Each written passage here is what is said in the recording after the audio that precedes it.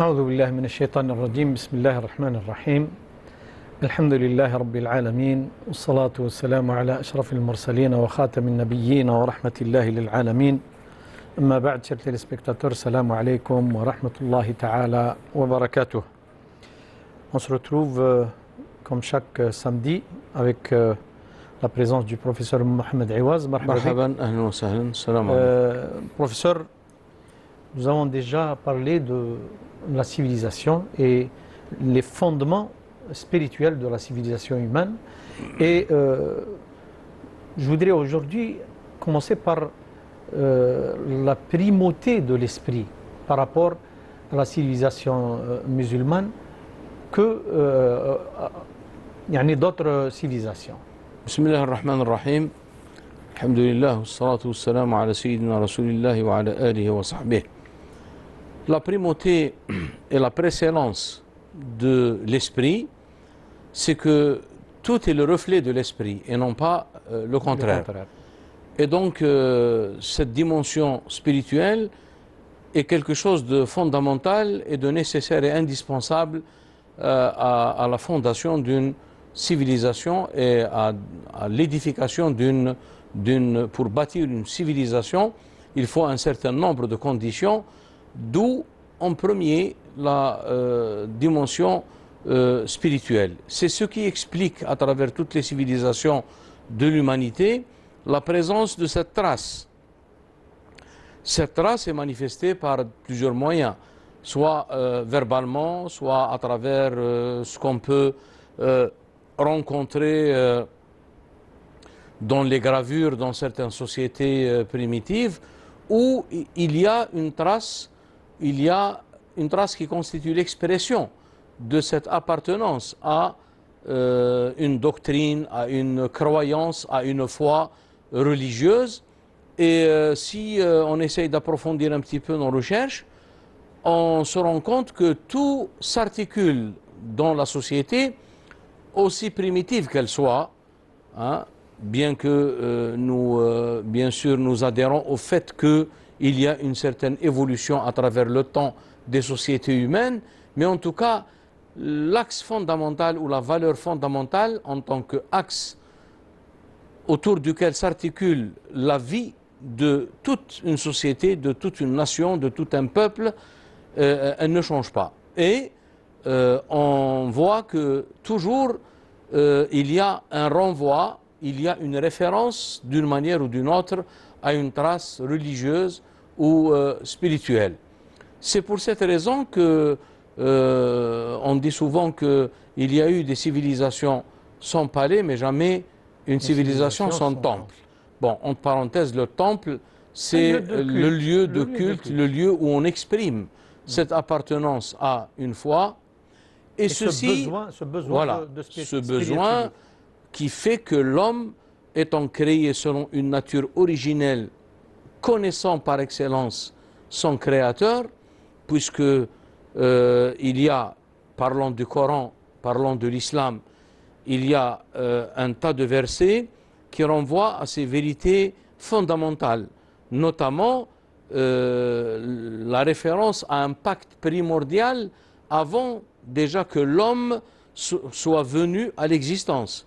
Déjà dans le monde spirituel, il y a eu ce pacte entre l'homme en tant que tel, en tant que le genre, en tant qu'espèce humaine, et Dieu, où il a, je dirais, fait un pacte.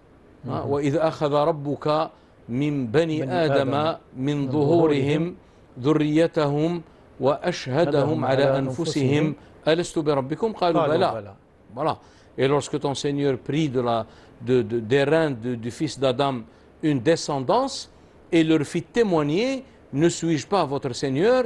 Ils répondirent tous, dans ce monde bien sûr, dans un autre degré d'existence, ils répondirent absolument. Donc c'est le témoignage c'est le témoignage de l'homme en tant que tel, sans rentrer dans les considérations temporelles, l'appartenance religieuse, l'appartenance culturelle, en tout cas l'homme en tant que tel. Et n'oublions pas que l'homme, exceptionnellement et exclusivement, il a été créé à l'image de Dieu.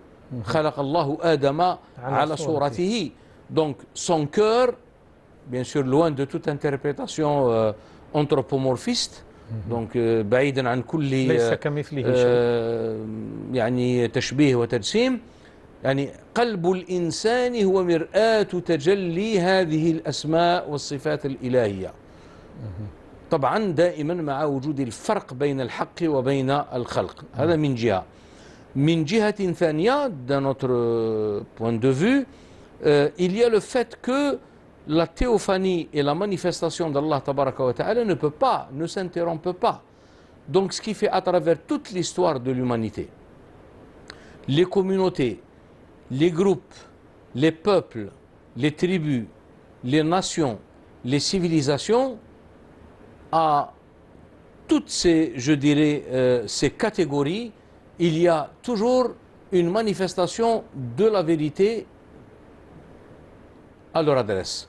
Donc c'est une manière de se faire connaître à eux et pour leur exprimer la manière de prolonger le pacte qui a été conclu avant qu'ils viennent même à l'existence.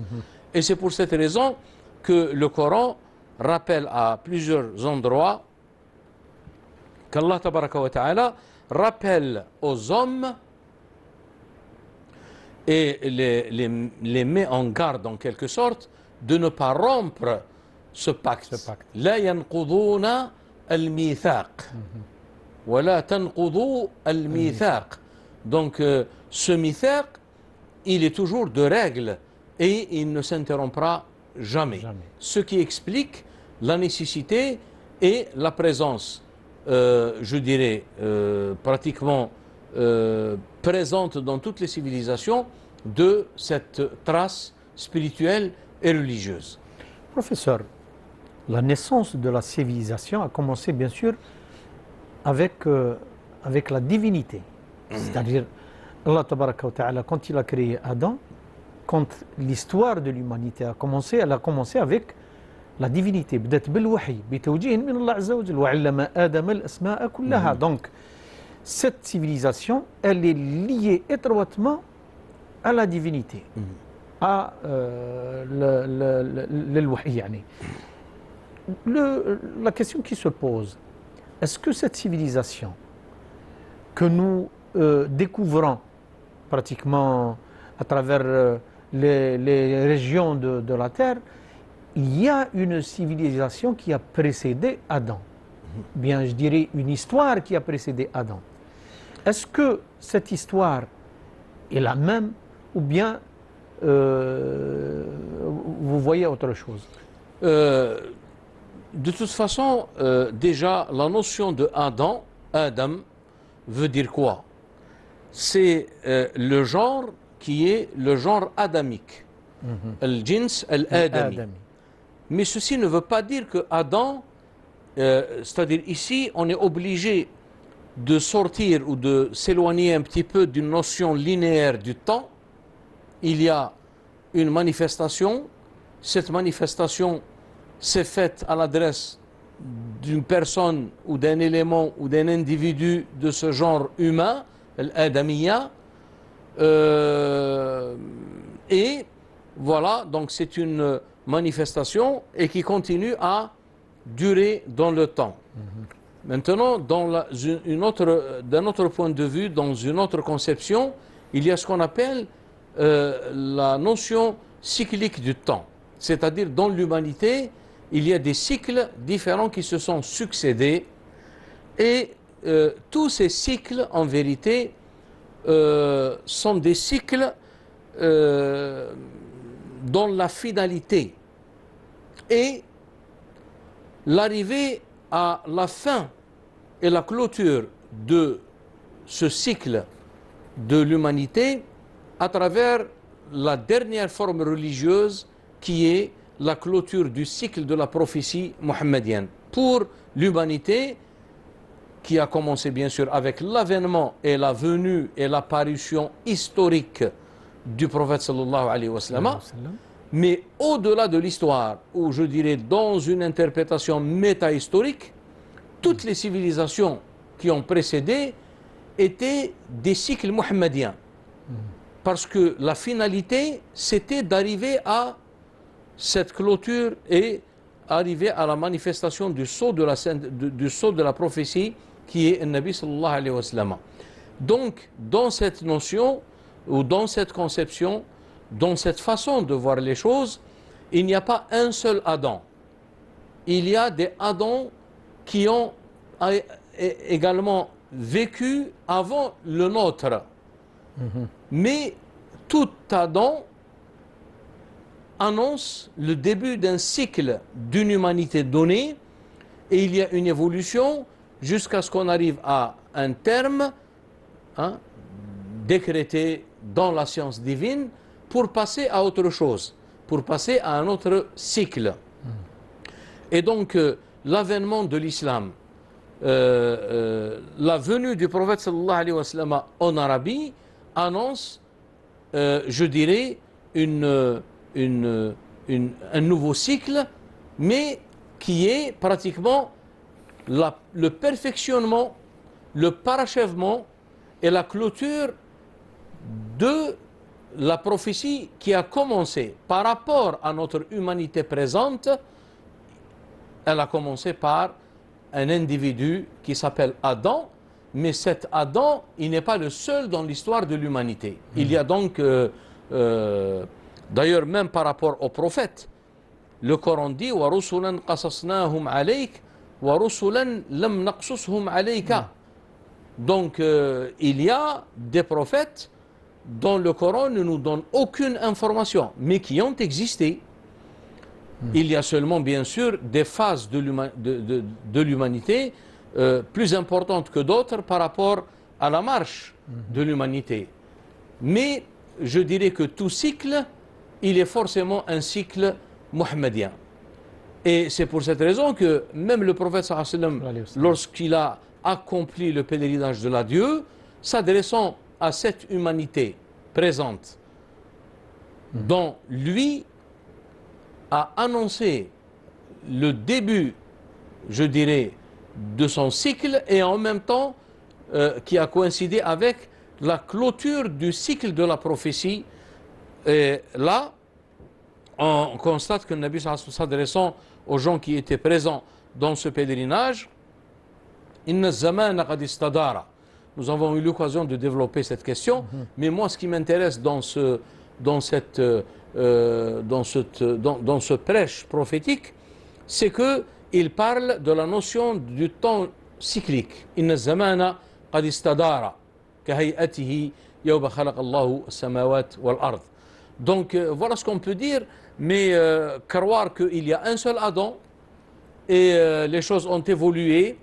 Ensuite est venu le moment de la messagerie, Risala, et après Adam alayhi salam, il y a eu le premier messager qui était Nuh, et ensuite il y a eu des phases importantes de l'humanité où il y a eu pratiquement ce qu'on peut appeler Ulul Azmi min ar-Rusul, jusqu'à ce qu'on est arrivé pratiquement à la fin. Et donc c'est très complexe. Ça c'est quelque chose qui rentre pratiquement dans les secrets et dans l'économie divine. هذه أمور تدخل في التدبير الإلهي والمشيئة الإلهية. Mais je dirais que Allah tabaraka wa ta'ala, pour comprendre un petit peu toute cette évolution à travers l'histoire de l'humanité, il y a une tradition prophétique qui rappelle: j'étais un trésor caché et j'ai voulu être connu, et c'est pour cela que j'ai créé les créatures afin qu'ils me connaissent. Et c'est ainsi que je me suis fait connaître à eux. كنت كنزا مخفيا فأحببت أن أعرف فخلقت الخلق فتعرفت إليهم فبي عرفوني. Et donc, je sais fort bien que cette tradition elle est trop discutée selon les critères extérieurs, mais en tout cas, nous avons besoin d'une interprétation parce qu'il y a des interrogations. Si on n'élargit pas notre conception et notre façon de voir les choses, on ne pourra pas répondre à ces interrogations qui nous interpellent et qui demandent je dirais des réponses. Donc voilà, lorsqu'on parle d'une civilisation, une civilisation d'un point de vue historique, d'un point de vue temporel, elle n'est rien par rapport à un cycle. Dans un cycle, il peut y avoir plusieurs civilisations. Et même dans un cycle, il y a des unités, je dirais, c'est très un petit peu développé dans l'hindouisme et dans les traditions extrêmes orientales, qui montrent que il y a pratiquement des durées très étendues et qui ont connu des cycles différents, et dans chaque cycle il y a eu des civilisations différentes, et donc c'est quelque chose qui nécessite des études bien sûr très approfondies. Beaucoup, je dirais, qu'il s'agisse de musulmans ou de non-musulmans, ont traité de cette question. On peut évoquer par exemple Gaston Georgel, les 4 âges de l'humanité, quand il parle de l'âge d'or et l'âge d'argent et l'âge d'airain et l'âge de fer. Et l'âge de fer, il correspond à la dernière phase du cycle qui est l'âge sombre, selon l'usage de l'hindouisme, et selon les termes qui sont appropriés dans notre tradition, nous avons ce qu'on appelle Akhiru al-Zaman, la fin des temps. Mais la fin des temps, le temps ici n'est pas dans le sens, c'est pas un singulier, c'est pas le temps, c'est pas Nihayatu al-Zaman, Nihayatu al-Zamani, Alamatu Akhiri al-Zamani. Et Akhiru al-Zaman, ou Akhiru kulli dawratin zamaniya. La fin d'un cycle. La fin d'un cycle donné. Et c'est pour cette raison que chaque prophète et chaque messager qui est venu annoncer le message à sa tribu, à sa population, communauté, à sa société, il n'y a pas un messager qui n'a pas utilisé cette notion des signes de la fin des temps. Ce qui exprime que ce n'est pas la fin du monde, mais c'est la fin de monde au pluriel. Sachant que l'existence de plusieurs fins de monde n'exclut pas la doctrine qui veut que le monde a une fin avec un F majuscule, où pratiquement l'humanité passera à un autre degré de l'être et à un autre degré de l'existence. Professeur, est-ce qu'on peut dire, d'après ce que vous venez d'expliquer bien sûr, est-ce qu'on peut affirmer en quelque sorte qu'il n'y a de transcendant que l'esprit, bien que يعني ليس هناك شيء خالد bien sûr بتخليد الله عز وجل إلا الروح. C'est tout à fait normal. Vous savez, ce qui est éphémère, ce qui est périssable en l'homme, ce n'est pas sa réalité spirituelle, ce n'est pas son esprit, ce n'est pas son âme. Parce que le Coran parle, الله يتوفى الأنفس حين موتها والتي لم تمت في منامها فيمسك التي قضى عليها الموت ثم يرسل الأخرى. Il y a de même un irsal également. Donc l'esprit est éternel. L'esprit n'est pas périssable. L'esprit n'est pas éphémère. Mais on passe d'un mode d'existence, et ce mode d'existence durant la vie qui est limité par la date de naissance d'une personne et sa date de sa mort. Et là, il y a, je dirais, l'esprit qui est insufflé dans un corps. Et c'est pour cette raison que l'homme, il est limité en raison de l'existence, en raison de, je dirais, l'imbrication de cet esprit dans ce corps, dans cette dimension corporelle. Et cette dimension corporelle, elle vit sous des conditions qui ne peuvent pas être éternelles.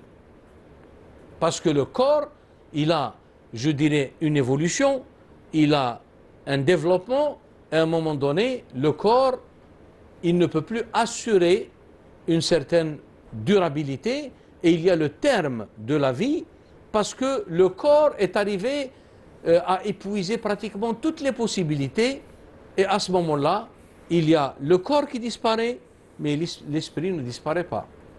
Et c'est pour cette raison qu'il y a une autre dimension. Lorsque le Coran nous dit, par exemple, sachant que le monde dans lequel nous vivons, ou les différents mondes, si vous voulez, ce sont quoi exactement? Ce sont la manifestation des paroles d'Allah.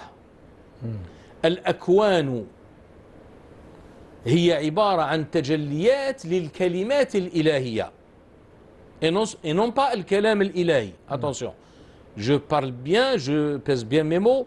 تجل وظهور للكلمات الإلهية. إنما قولنا لشيء إذا أردناه أن نقول له كن فيكون.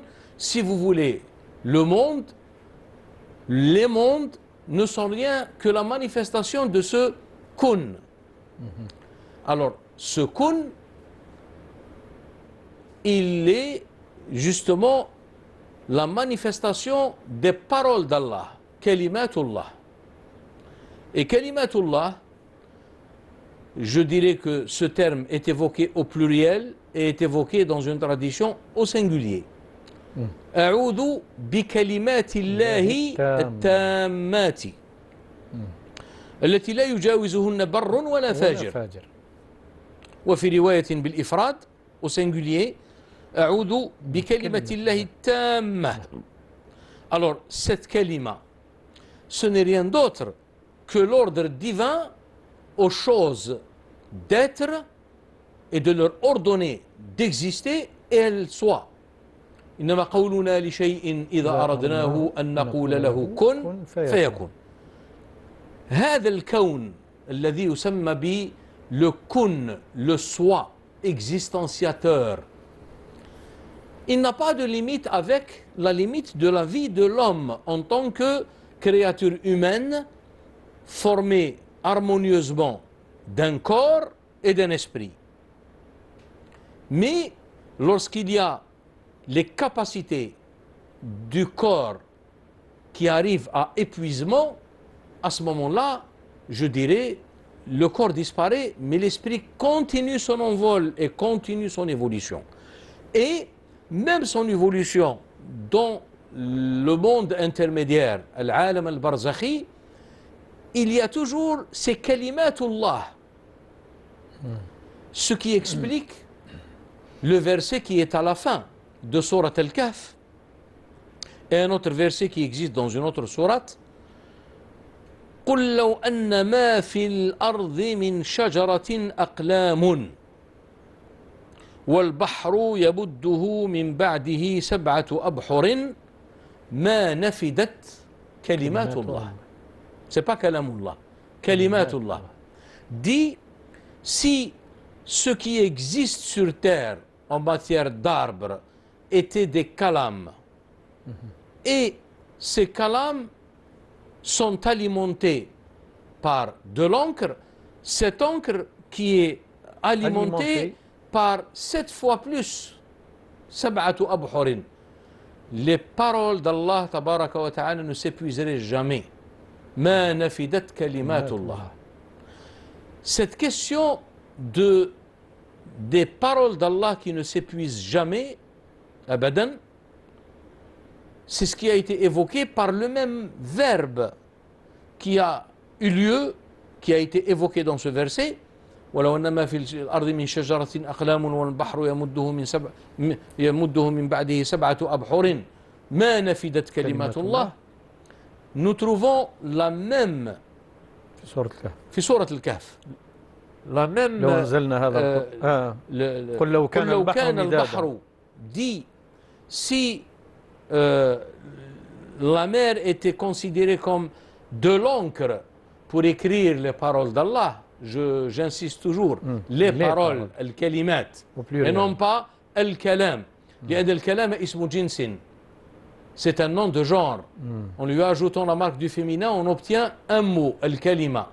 Mais al-kalimat, c'est le pluriel externe féminin, الجمع المؤنث السالم الذي يكون بالألف والتاء وهي الكلمات.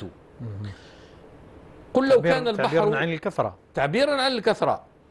قل لو كان البحر مدادا لكلمات ربي لنفذ البحر قبل أن تنفذ كلمات ربي ولو جئنا بمثله مددا.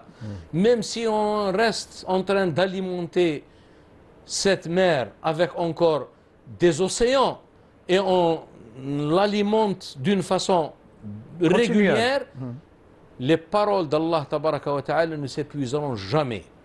Donc c'est l'insouciance, al-ghafla, c'est le fait d'être voilé à ces vérités qu'on n'est pas conscient.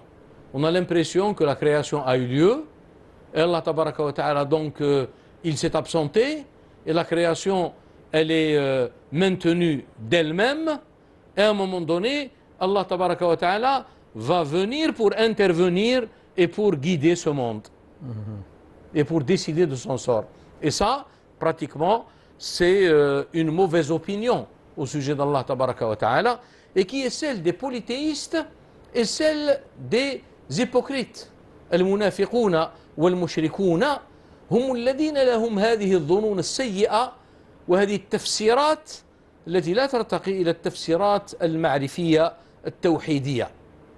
ولذلك الله تبارك وتعالى وهو يتكلم عن هذا الظن السيء أو ظن السوء كما يسميه في سورة الفتح: إنا فتحنا لك فتحا مبينا ليغفر لك الله ما تقدم من ذنبك وما تأخر ويتم نعمته عليك ويهديك صراطا مستقيما وينصرك الله نصرا عزيزا.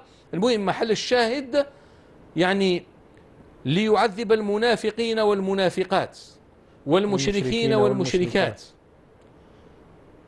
De quoi les qualifie Allah tabaraka wa ta'ala, il les qualifie de quoi? الظانين بالله ظن السوء عليهم دائرة السوء وغضب الله عليهم ولعنهم وأعد لهم جهنم وساءت مصيرا.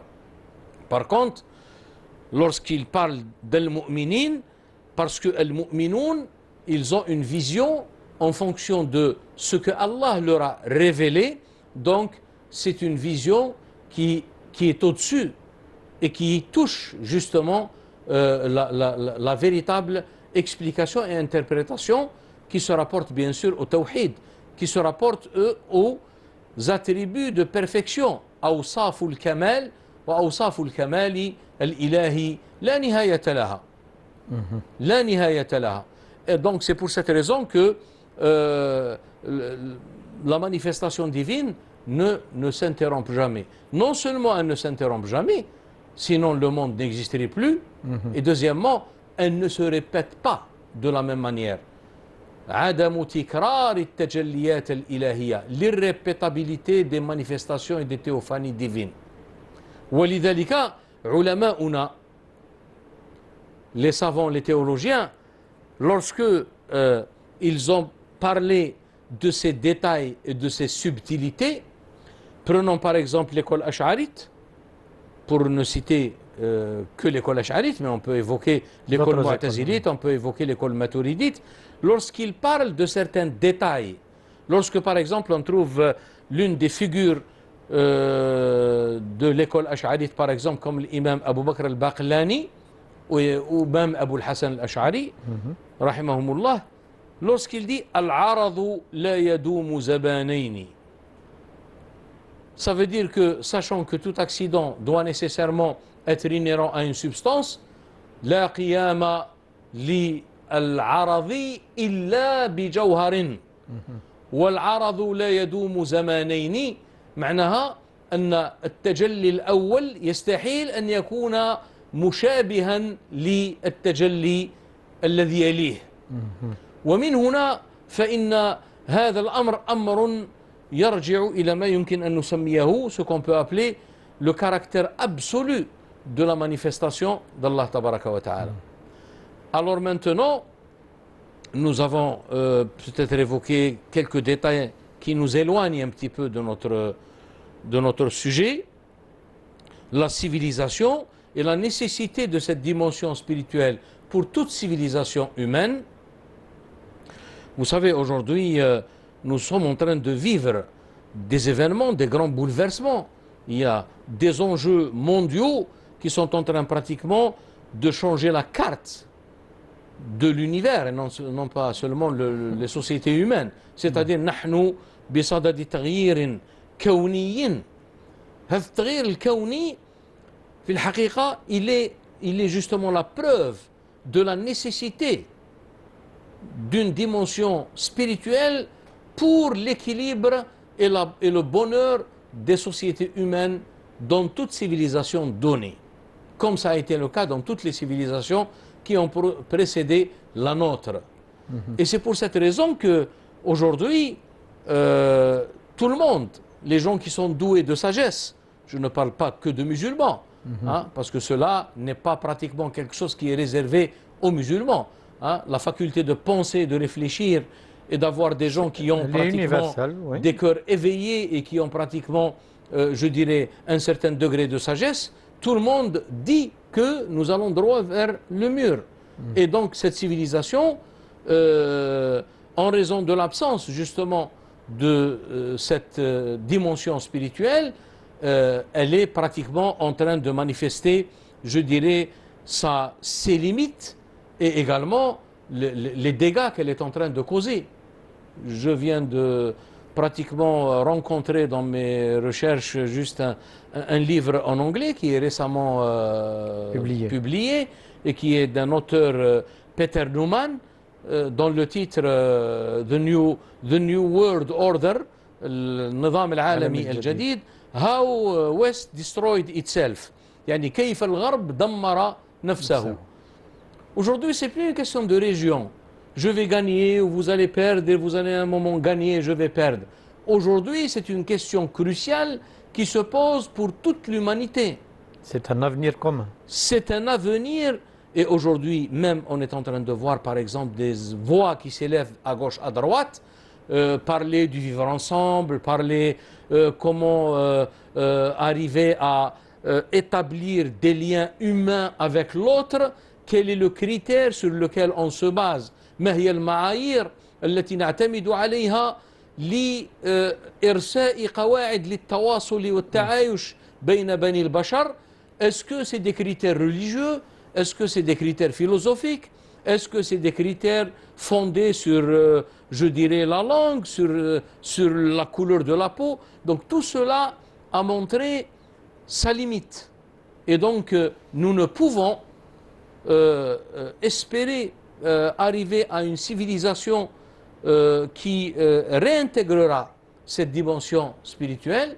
Et c'est pour cette raison que beaucoup de chercheurs et beaucoup de spécialistes qui ont traité de cette question, je peux citer plusieurs auteurs, hein. Il y a Albert Schweitzer, il y a René Daubeau, il y a Oswald Spengler, il y a aussi une personnalité très très importante qui n'est pas assez connue, sauf dans des cercles très restreints, René Guénon, Cheikh Abdouahad Yahya, qui pratiquement tous ses écrits dans les différents domaines, dans le domaine de la spiritualité, dans le domaine de l'initiation, dans le domaine des caractéristiques de la civilisation matérielle, hein, comme le règne de la quantité, les signes des temps et autres ouvrages, tout le monde montre la nécessité de cette dimension spirituelle pour l'équilibre d'une civilisation. Et lorsque, par exemple, nous lisons un des livres de Oswald Spengler ou par exemple La crise du monde moderne, Oswald Spengler a écrit l'effondrement de la civilisation occidentale, Tadahur al-Hadara al-Gharbiya. René Guénon a écrit par exemple La crise du monde moderne. Et il dit en ces termes, la décadence de la civilisation moderne est due à la dégradation progressive de la spiritualité primordiale. La spiritualité primordiale dont vous parliez tout à l'heure, vous avez évoqué Adam. Adam qui était le prototype par excellence, qui a reçu la connaissance d'Allah tabaraka wa ta'ala à travers la connaissance, puisque à travers l'enseignement divin, puisque c'est Allah tabaraka wa ta'ala qui lui a enseigné les noms. Et je rappelle toujours qu'il ne s'agit pas d'un seul Adam. Donc là, il y a un enseignement. l'enseignement, ce n'est pas comme l'interprètent souvent certains, en disant que oui, il était dans un entourage, dans un environnement, on lui a appris, Allah lui a appris que ceci est un verre, ceci est une branche, ceci est un couteau, ceci est une pierre. Ce n'est pas du tout de cela qu'il s'agit. Parce que ça, c'est des choses conventionnelles vers lesquelles l'homme va d'une façon instinctive, hein, non seulement un homme. Aujourd'hui, on prend un singe, on lui donne des outils pour arriver à quelque chose qui est très, très élevé, et bien on va voir qu'il va faire une première tentative. Après, il ne va pas arriver, il va prendre un bâton. Avec le bâton, il ne va pas arriver. Il va faire une troisième tentative, il va prendre une chaise, il monte sur la chaise, après il prend le bâton. Ça, c'est des choses instinctives que l'homme a été créé avec. Là, l'enseignement des noms divins, c'est que l'homme, le cœur humain, est considéré comme un miroir dans lequel se reflète l'essence et le contenu et tout ce qui implique ces noms qui sont les noms divins. وعلم آدم الأسماء كلها. القرآن ما قالش وعلم آدم كل الأسماء. قال علم آدم الأسماء كلها. Et الأسماء هي الأسماء الإلهية. Et c'est pour cette raison que l'homme, en tant que tel, في الحقيقة, il faut toujours avoir de l'espoir parce que l'homme est la créature la plus noble qu'Allah tabaraka wa ta'ala a créée. ولقد كرمنا بني آدم وحملناهم في البر والبحر ورزقناهم من الطيبات وفضلناهم على كثير ممن خلقنا تفضيلا. Donc, c'est dans ce sens on doit comprendre la tradition avec laquelle j'ai introduit cette émission. خلق الله آدم على صورته. Ce n'est pas الصورة dans le sens d'un anthropomorphisme, tajsim, ou dans un sens de tashbih. Loin de là. Loin de là. Mais donc, cette noblesse de cette humanité fera que Allah tabaraka wa ta'ala ne laissera pas cette humanité. Et là, pratiquement, aujourd'hui, nous sommes en train d'entendre des voix qui s'élèvent, et notamment un terme qui revient souvent chez plusieurs, le messianisme. Le messianisme, c'est-à-dire, c'est un message d'espoir. Ça vient du mot Messie, Al-Masih, باللغة العربية المسيحانية. Et donc, le messianisme, c'est l'espoir et les bonnes nouvelles annoncées dans toutes les traditions, dans toutes les religions. Nous, dans la religion musulmane, il y a une autre notion. Il y a la notion du bien guidé, Al-Mahdi, attendu. Dans le judaïsme, il y a la notion du Messia, parce qu'en langue hébraïque, le shin en langue hébraïque, bon, il se prononce en arabe, c'est le sin. Hein. Donc, الماشيحانية أو الماسيحانية هي هذا c'est l'appel, je dirais l'appel, pour reprendre les termes de Raja Garoudi, qui a écrit un livre d'ailleurs qui s'intitule au début par ce mot, appel aux vivants, Nida'un il Ahya. Et il a aussi publié un autre livre dans ce sens, où il parle pratiquement aujourd'hui. Les Occidentaux, ils n'ont pas besoin de quelqu'un pour aller leur dire que vous êtes dans une impasse. Parce que c'est eux qui le disent. Mais où est la personne, où est la solution, où est ceux qui peuvent être porteurs d'un message d'espérance et de promesse? D'ailleurs, le deuxième livre de Raja Garoudi, c'est Promesse de l'islam. Promesse de l'islam. Comment l'islam? Pourquoi l'islam? Et pourquoi pas d'autres? Parce que c'est la dernière forme religieuse. C'est la dernière, c'est le sceau de la prophétie.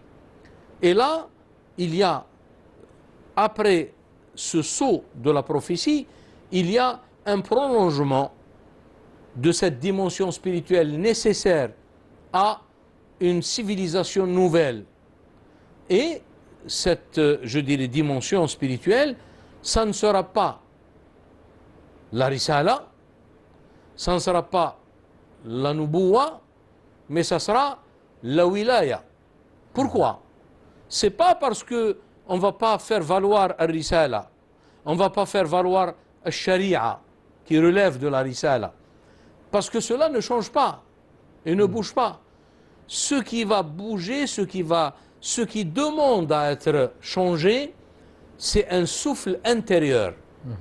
Et ce souffle intérieur, il est en rapport avec la nubuwa et la wilaya, et non pas avec la risala, parce que la risala, elle a été parachevée, et les gens qui ont vécu avec le prophète sallallahu alayhi wa sallam dans les premières générations agiront et ont agi plutôt comme agiront les derniers musulmans qui vivront et qui adhéreront à cette religion qui est l'islam à la fin des temps.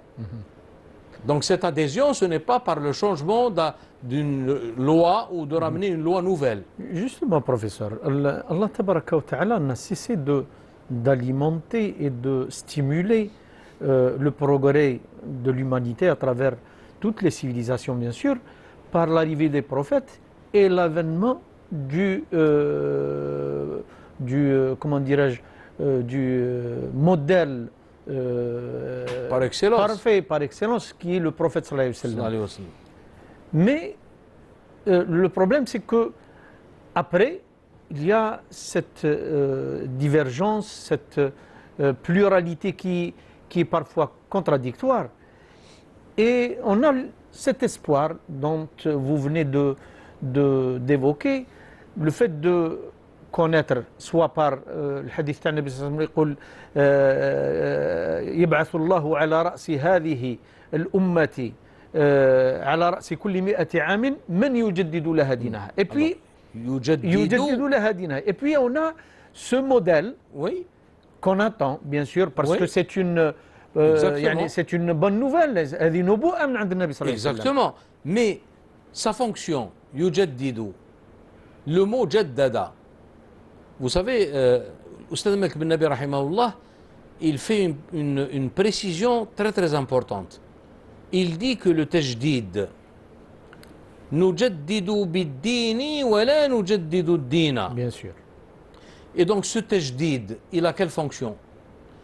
Qu'est-ce qu'il veut dire déjà, hein? Le renouvellement, ou la revivification, l'ihya, ou la réforme, d'accord? La réforme, bien sûr, parce que ce mot, il prête à confusion. Quand on dit réforme, par exemple, on va réformer des choses et on dit qu'on va les mettre de côté et on va ramener quelque chose de nouveau. Ce n'est pas dans ce sens.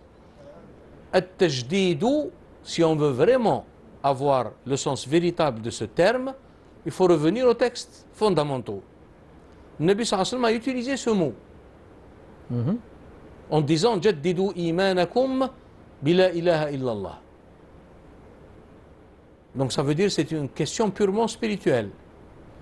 Ça veut dire revivifier votre foi à travers l'invocation. Et l'invocation, c'est le moyen par excellence pour s'élever à ce renouvellement et pour réaliser ce renouvellement. Et donc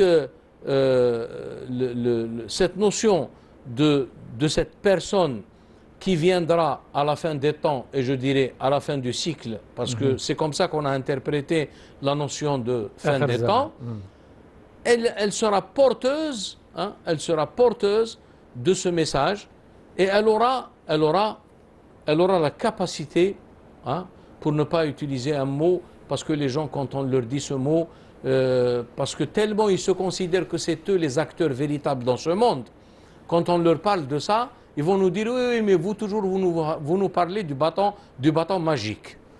D'accord? Il ne s'agit pas de bâton magique. Il s'agit d'une coutume divine. Sunnatun ilahiyya. Cette sunna ilahiyya veut qu'il y a toujours un début d'un cycle. Et la création commence à se manifester et à se réaliser dans une durée dans le temps jusqu'à la fin de ce cycle, pour que après avoir atteint le terme de ce cycle, commencera et partira de nouveau un nouveau cycle. قال الله تعالى كما بدأنا أول خلق نعيده كما بدأنا أول خلق نعيده. Il est le créateur en toutes choses. Mais le fait de dire كما بدأنا, nous avons commencé une création, nous la renouvellerons. Hein? Et c'est pour cette raison que le Coran, c'est vrai qu'il ne faut pas rester, je dirais, cloîtré, prisonnier dans certaines formes d'exégèse qui sont considérées ou que certains les considèrent comme étant finales. Et il ne peut pas y avoir une autre interprétation qui va au-delà et qui est justement cette interprétation qui est la vérité pour comprendre et pour avoir la certitude que le message divin est toujours un message d'espérance. Nous lisons un verset par exemple, قوله تبارك وتعالى, parlons du prophète sallallahu alayhi wa sallam, إن الذي فرض عليك القرآن لرادك إلى معاد. Exégèse claire. 2 points. أن النبي صلى الله عليه وسلم أخرج من مكة وذهب إلى المدينة، تكونت الأمة الإسلامية والمجتمع الإسلامي ثم رجع إلى مكة. هذا هو معنى هذه الآية. ولكن عندما نرى بعض العارفين، بعض الذين يعني تشربوا القرآن الكريم، نأخذ على سبيل المثال الأمير عبد القادر في كتاب المواقف. المواقف ما هي؟ هي عبارة عن تفسيرات تحاول أن تتجاوز ما جمد عليه المفسر في ظاهر النص، ويظن أن المعاني كلها المعنى الوحيد هو المحتمل هو هذا، هو الظاهر هذا. ولذلك نجد الأمير عبد القادر رحمه الله في المواقف عندما يتعرض لشرح موقف من المواقف يقول: أما التفسير فهو معلوم، ارجع إلى كتاب التفسير فترى المفسر ماذا يقول في هذا أو المفسرون، ولكن هو يأتي ببعض الفهومات. وهذا هو الباب الذي فتحه النبي صلى الله عليه وسلم لأصحابه، وعلى يعني بالدرجة الأولى سيدنا علي كرم الله وجهه. Lorsqu'il lui a posé la question, lorsqu'on posa la question au prophète sallallahu alayhi wa sallam, aux gens de la maison du prophète, أهل البيت، أنتم أهل البيت هل خصكم رسول الله صلى الله عليه وسلم بشيء دون الناس؟ Est-ce que Allah tabaraka wa ta'ala vous a exclusivement vous a révélé quelque chose qui n'a pas été révélé aux autres? هل خصكم رسول الله صلى الله عليه وسلم بشيء دون الناس؟ La réponse de Sidna Ali: والذي برأ النسمة إلا فهما يؤتاه أحدنا في كتاب الله. Et le degré de la science, al-ilm, et le degré de la compréhension, al-fahm, sont des choses très contrastées. لذلك الله تبارك وتعالى قال: ففهمناها سليمان. العلم il l'a accordé aux deux. وكلا آتينا حكما وعلما.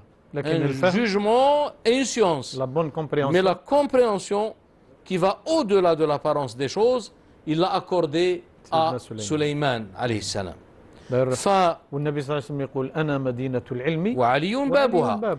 Donc ici, si par exemple on revient au verset que je viens de citer, إن الذي فرض عليك القرآن لرادك إلى معاد, on voit beaucoup de gens qui disent que ce que vous êtes en train de poser comme question, le message d'espoir à la fin des temps, le message d'espoir à la fin du cycle, que nous vivons pratiquement les signes précurseurs, on est plein dedans. Eh bien, les interprétations disent que le monde ou la civilisation humaine ne connaîtra le bonheur et ne connaîtra une vie meilleure et ne vivra vraiment pleinement dans la paix, dans le bonheur et dans la sérénité, sauf, et là je le dis parce que ce n'est pas parce que je suis musulman, Allah a voulu que les choses soient ainsi. Et même s'il y a des personnalités prophétiques d'autres traditions qui auront une part pour la réalisation de ce destin d'espérance pour la civilisation actuelle, Sidna Isa alayhi salam. Voilà. Le Mahdi, on dit, il remplira la terre de justice et d'équité de la même manière qu'elle a été remplie d'injustice et d'iniquité. Eh bien, le verset, il nous dit d'une façon allusive, min babi isharati al-ayati wa isharati al-nassi, la yasluhu amru hadha al-alam wa amru hadha al-kawn illa biburuzi نور النبي صلى الله عليه وسلم في آخر الزمان. هذا من إشارات قوله تعالى إن الذي فرض عليك القرآن لرادك إلى معاد. Pourquoi alors utiliser le mot Ma'ad? La Mecque, on sait, la Mecque, elle s'appelle Mecca. S'il s'agissait seulement du retour au lieu saint temporel et l'introduction à la Mecque, il y aurait peut-être le mot Laraduka ila Mecca. Mais Ma'ad inclut et la signification et l'interprétation temporelle, littérale, mais il ouvre d'autres horizons à d'autres interprétations qui sont d'ordre métaphysique et spirituel et ceci bien sûr converge avec beaucoup de gens qui disent que la civilisation actuelle étant ou s'étant développée exclusivement d'un point de vue matériel ou matérialiste pour arriver pratiquement à ce que nous vivons aujourd'hui, hein, la seule solution c'est qu'il y ait pratiquement une lumière divine, et cette lumière divine qui est nécessaire à la stabilité et au sort salutaire de la création tout entière. Non seulement les créatures humaines, mais la création tout entière. Professeur, est-ce qu'on peut espérer, par rapport à ce que vous venez de dire maintenant, est-ce qu'on peut espérer que les bonnes volontés, les sages, les savants, les sincères, les pieux de toute religion, peut-être arriveront à unifier, comment dirais-je, au moins à trouver des terrains d'entente entre ces sociétés et ces civilisations pour ne pas aller face au mur, comme vous venez de le dire, parce que nous sommes pratiquement, ce que nous vivons maintenant réellement, vraiment fait peur. Exactement. Mais je vous dis que ceci s'inscrit déjà l'espérance. Vous savez, il y a des traditions prophétiques, par exemple, lorsque le Nabi sallallahu alayhi wa sallam disait Ida qamat as-sa'a, si l'heure se dresse. Alors, qu'entendons-nous par heure? D'accord? Si l'heure se dresse et que dans la main de l'un d'entre vous, il y a une plante, un arbuste, fasila, falyaghrisha. Je pense que le discours prophétique ne peut pas être entaché d'imperfection ou de sottise, loin de là. Donc, s'il dit grisha, ça veut dire toute fin, aussi tragique qu'elle soit, elle est porteuse d'un espoir et que, comme le rappelle, parce qu'il y a des traces de vérité dans d'autres écritures saintes, dont par exemple la Bible, il y a un verset qui dit c'est lorsque tout semblera perdu que tout sera sauvé. Donc il faut prendre conscience que la création, c'est l'œuvre d'Allah tabaraka wa ta'ala. Il est le sage, il est le tout-puissant, il est l'absolu, il est le miséricordieux. Ce qu'il a envoyé pour ses créatures, ce sont des manifestations de cette miséricorde, et en l'occurrence, ceci est explicitement évoqué dans le verset وَمَا أَرْسَلْنَاكَ إِلَّا رَحْمَةً لِلْعَالَمِينَ. Ça ne peut pas être autre chose.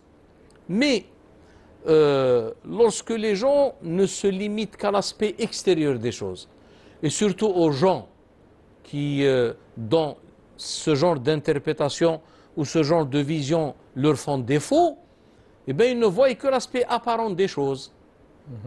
D'accord? Allah tabaraka wa ta'ala, malgré qu'il a parlé de l'jalal, la majesté, il y a aussi le jamal, la beauté. Mais lorsqu'il s'est qualifié de l'jalal, tabaraka asmu rabbika dhul jalali wa l'ikram. C'est-à-dire même à travers le jalal, la majesté, l'ikram, la générosité divine n'est pas absente. Donc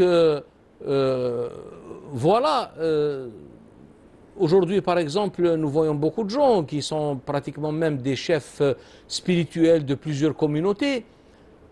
Aujourd'hui, on ne les entend plus parler à leurs adeptes en leur disant voilà, il faut faire ceci, il faut faire cela. Ils sont en train d'essayer de les rassurer. On les entend dire n'ayez pas peur. Parce que l'humanité aujourd'hui, elle vit vraiment des catastrophes et des choses horribles et terrifiantes. Il est tout à fait normal que la personne, et c'est pour cette raison que nous implorons Allah tabaraka wa ta'ala, nadra'u ila Allah ta'ala an yudima alayna. Comme on dit souvent, il y a un proverbe, ça n'arrive pas qu'aux autres. L'insan yajib an yashkura ni'mat Allah alayh. Et il prend conscience que si aujourd'hui, parce qu'aujourd'hui on entend des gens parler, on va partir où? Vous partez en Occident, vous partez en Orient, vous partez au Maghreb, vous partez là où vous voulez, la chose elle est planétaire. Et aucun endroit ne sera, je dirais, épargné, mais ce ne sont que des prémices vers, je dirais, une délivrance, hein, une délivrance. Et c'est pour cette raison que nous disons toujours, quand on se lève le matin, on est en train de respirer, on est en bonne santé, il faut se rendre compte que ce n'est pas une habitude. Parce que l'habitude, elle tend à nous faire oublier ces vérités. Hein? Alors qu'il faut prendre conscience, il faut prendre conscience que c'est grâce à une autorisation et une grâce divine que notre vie est prolongée pour bénéficier bien sûr des bienfaits de ce monde. Et je ne parle pas seulement des bienfaits matériels, mais l'essentiel et la chose la plus importante, c'est les bienfaits spirituels. Professeur Barakallahu Fik, pour toutes ces explications, bien sûr, on aura l'occasion de terminer le sujet, bien sûr, dans notre prochaine émission. Barakallahu Fik, merci beaucoup à nos téléspectateurs de nous avoir suivis. On vous donne rendez-vous, bien sûr, samedi prochain, Inch'Allah, à la même heure. Barakallahu Fikum. Wassalamu alaikum.